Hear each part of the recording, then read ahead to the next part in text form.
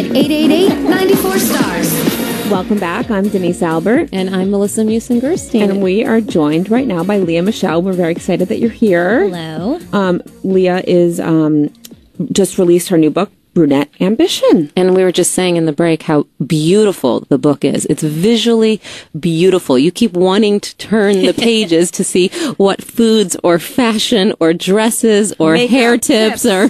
Yeah, it's really beautiful. And so how did the book come together, the concept and these gorgeous pictures? Well, I definitely wanted to, number one, tell my story, which I find is a little bit of a unique story of coming from living and working in New York on Broadway and, you know, kind of as an actor being told along the way the things that people thought I couldn't accomplish based on my look or what they thought. And I really kind of listened to that. And then I was, you know, thankfully I got Glee and my life completely changed. And I sort of... Thankfully. Oh my goodness. How do you overcome things like that? Because I think a lot of people have been told along the way, you can't do this or for whatever reason. So how do you take that and turn it into a positive? Well, you know, basically what I was just saying was, you know, when I look back on it now and I realize that, you know, it's sort of the fact that I ever let that, you know, make a decision for me, you know, was a mistake. So I really wanted to write this book to kind of let, you know, young girls and everyone know the importance of, you know, really believing in yourself and, you know, knowing what makes you unique and going forward with that 100%. And then also, you know, I have a wonderful group of fans and they're always asking me my tips on beauty and health and fitness. And so I really wanted to not only, like I said, tell my story, but include, you know, the things I've learned along the way. It's so nice for everyone. I feel like I just want to keep reading the book. Oh, good. And I could just go ahead. Oh, did Lily want to ask a question? No, sorry.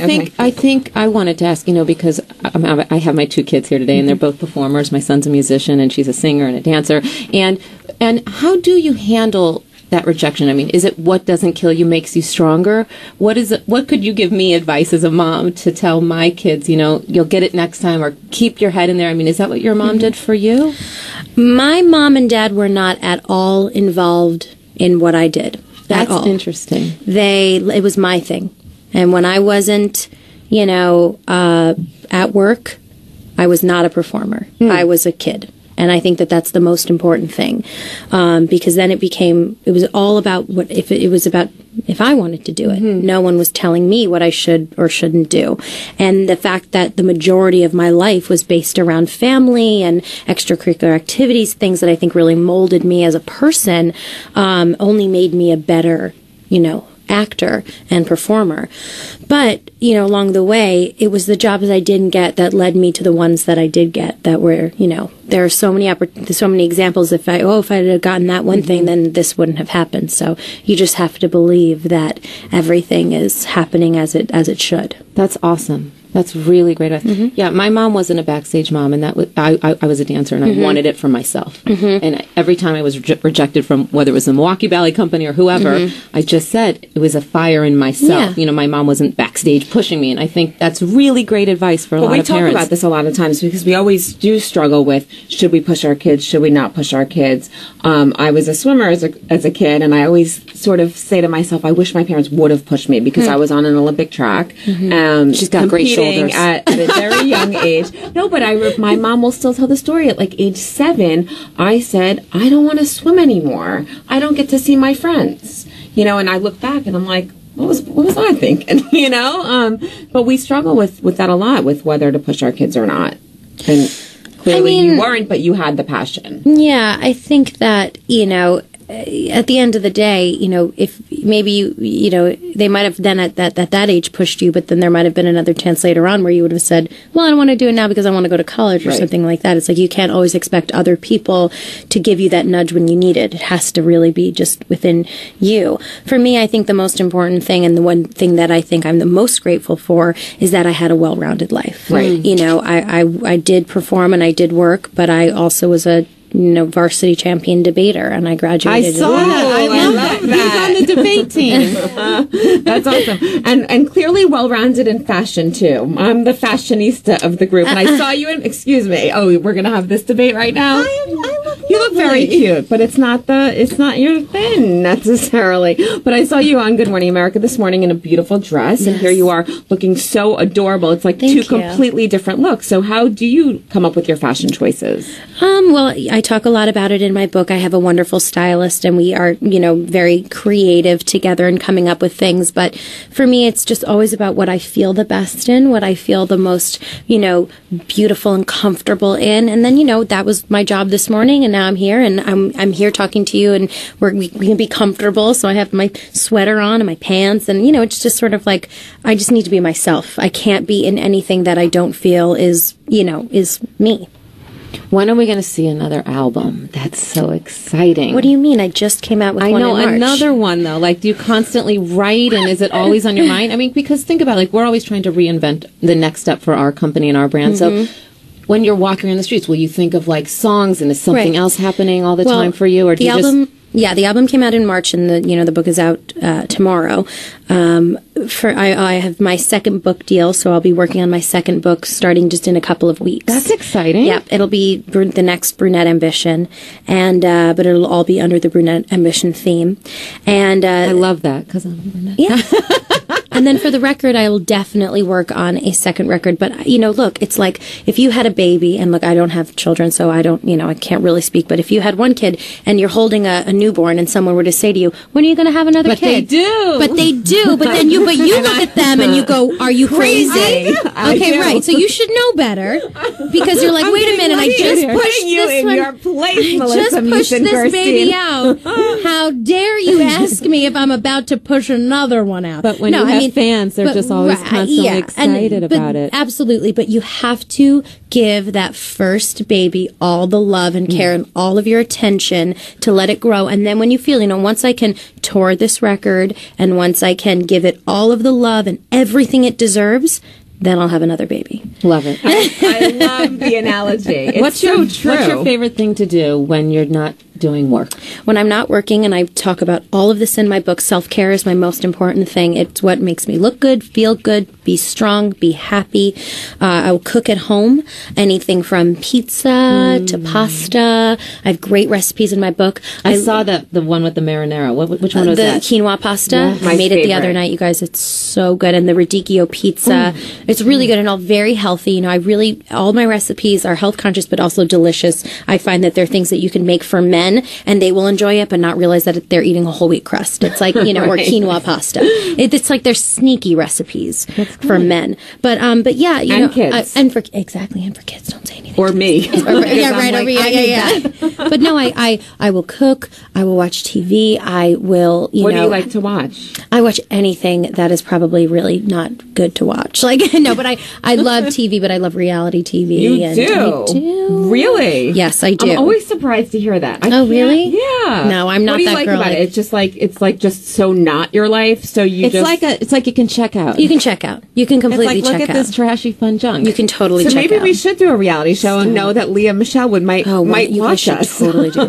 We've turned them all down. Oh my God, seriously. We turned them the Housewives. Well, it's so funny because Carol Radswell is a good friend of mine, and she's on the Housewives of New York. She's wonderful. She wrote an amazing book. Yes. She's very respectable. And we were hanging out the other day, and I was just like, Carol, you have to tell me everything. I need to know all of it. Before the show? No, we became a fan. No, we were introduced. Yeah, well, kind of. We have a mutual friend. And then you were like, I have to know her. She was like, oh, my friend is Carol, and I was like, oh my gosh, can I? So this was like 3 years ago. This is funny. That's hilarious. She must have been like, wow. So Leah Michelle is guiding us to do it. So we have to go out to LA and meet with that company that next month. There you go, do it. I don't think when you have Peanuts involved, it's a different story. I get it. And he's on the cusp of being a teenager, and you got to protect. Yeah, but the problem is that they want us like fighting with each other. I really like children that look like they could be my children. I have a thing. Like if they look like they could be, if they look like they could be my kid,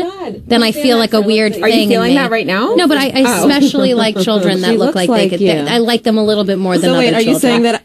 I agree with you. Are you saying that I kind of look like you? Well, I'm just saying, like, she's a little darker than you, though. She's darker. She has more of like an olive. But it's like, but I have that thing where I don't like her mother. There you go.